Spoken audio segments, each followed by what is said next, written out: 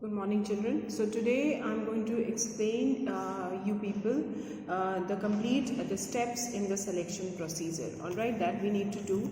Yesterday I was doing. I think the whole video was not able to upload it.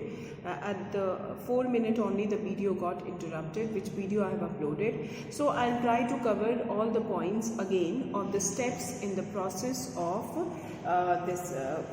process in the selection procedure that I'm going to cover today. All right, now as yesterday I have explained you, the first step in the selection procedure is preliminary screening. All right, under the process of preliminary interview, it is going to see the candidate is the candidate is suitable physically or mentally for the job or not. All right, this is just a small sort of conversation between the applicant and the organizers. All right, and they just see the mental and physical fitness of applicant for the job.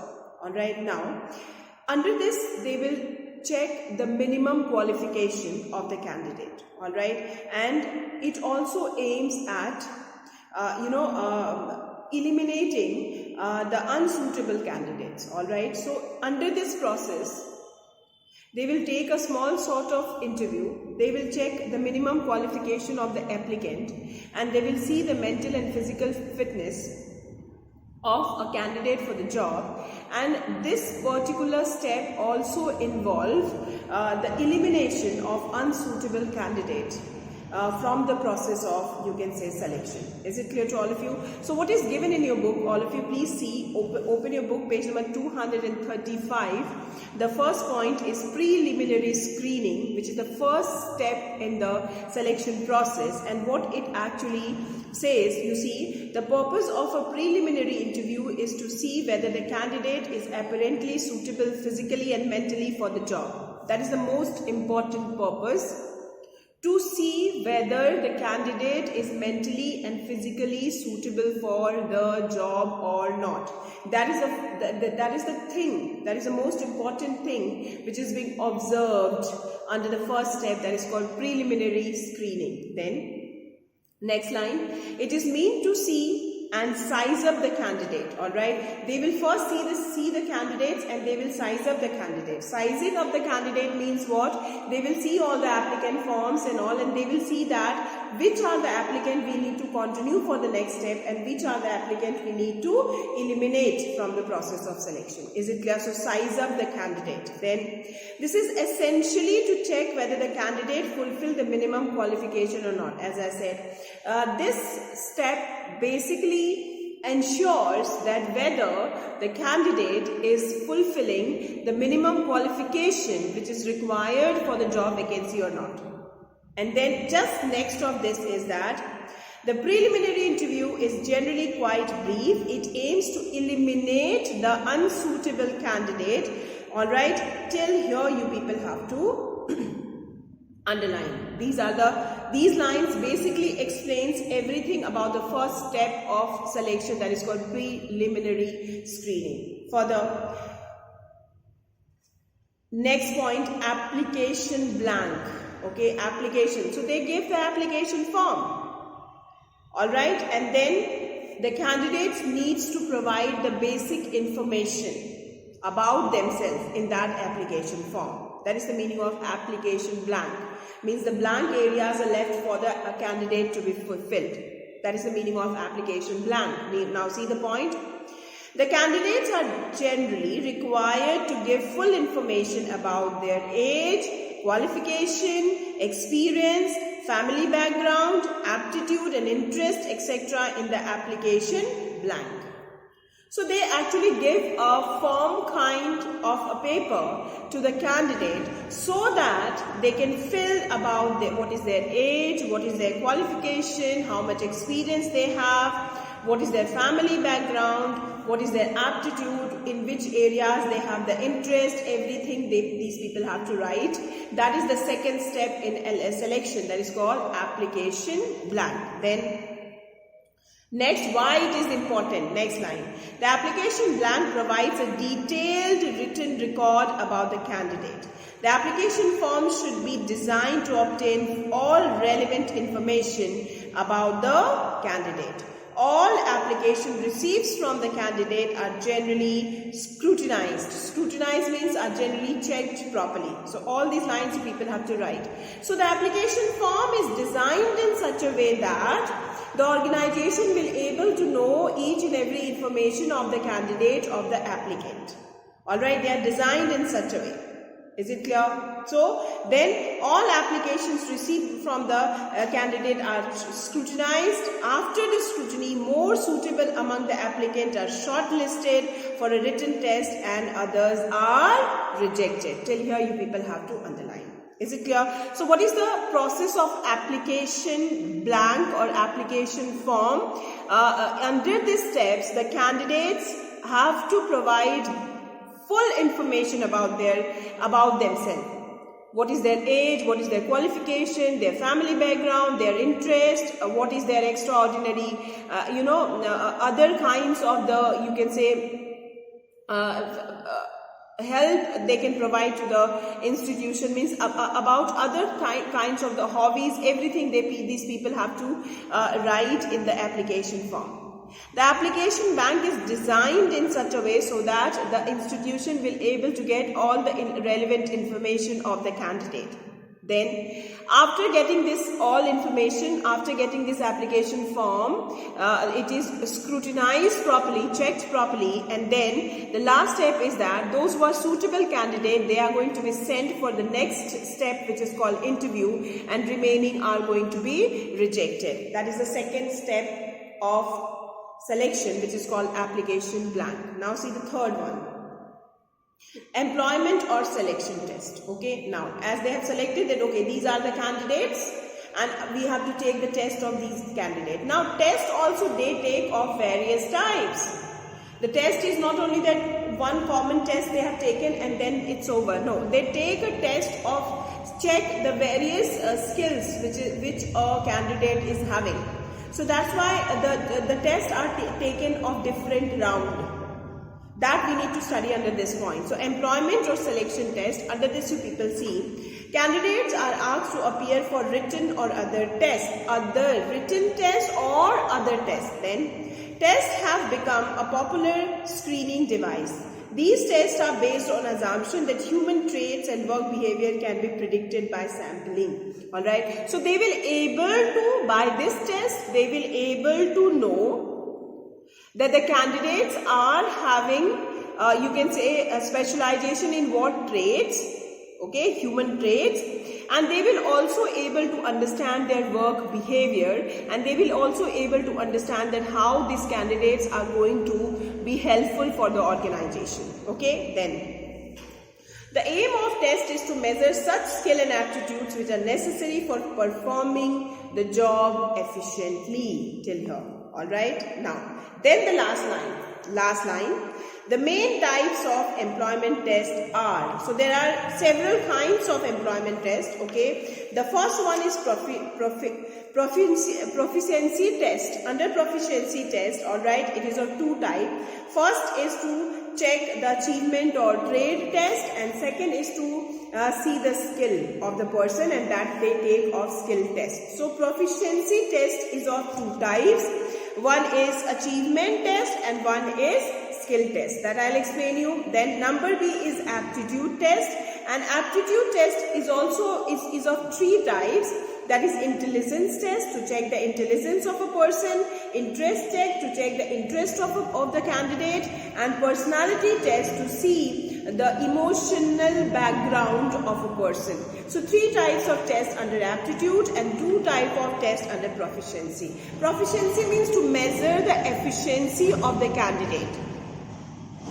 To check that the candidate, whether the candidate is specialized for the required job vacancy or not. To check that the proficiency test is being conducted. Okay. Now, so Employment or selection test is of two types, proficiency test and aptitude test. Proficiency test is of two types and aptitude test is of three types. Now let us see the proficiency test. These tests are designed to measure the skill and knowledge which a candidate already possesses till here. So why proficiency test is conducted? Proficiency test is designed so that the organization will able to measure the skill and the knowledge, the technical skill and the knowledge which the candidate already has, which he knows already. That is called proficiency test. Now, last line, proficiency tests are of two types. Now come to the first type of proficiency test, that is achievement or trade test. What is achievement test? It seeks to measure the applicant's level of knowledge and skill in a particular trade or occupation. So it measures that the candidate has a skill or knowledge of which trade or which occupation. Means the candidate is specialized in which trade or occupation. The specialization of the trade or occupation of the candidate is checked through the first type of proficiency test, that is achievement or trade test. Till here. Second point, skill or dexterity test. It seeks to measure how quickly and efficiently a candidate performed the job in question. Is it clear? Now, first thing they have measured, achievement test means the candidate is specialized in which trade or occupation. Then second, they measure that how quickly and efficiently the candidate is able to take a decision. That is called skill or dexterity test. Means it check you can say the efficiency of the candidate, that how quickly the person will able to take a decision if any kind of the complicated question or any kind of the complicated situation occurs in an institution, then how the candidate is going to overcome that situation. That is going to be measured in the second type of proficiency test, that is called skill or dexterity test. Then we need to start the second one. Proficiency we have done. Okay. Now second one is aptitude test. So what is measured under aptitude test? So underline. These tests are designed to measure the potential for acquiring necessary knowledge and skill for doing a job well in future. Now proficiency test means to check, to measure the skill and knowledge which the candidate already has. In aptitude test is conducted to measure the potential for acquiring necessary knowledge and skill, alright, for doing a job if required in the person. Like what the candidate already has, that is the different thing that they check through the proficiency test.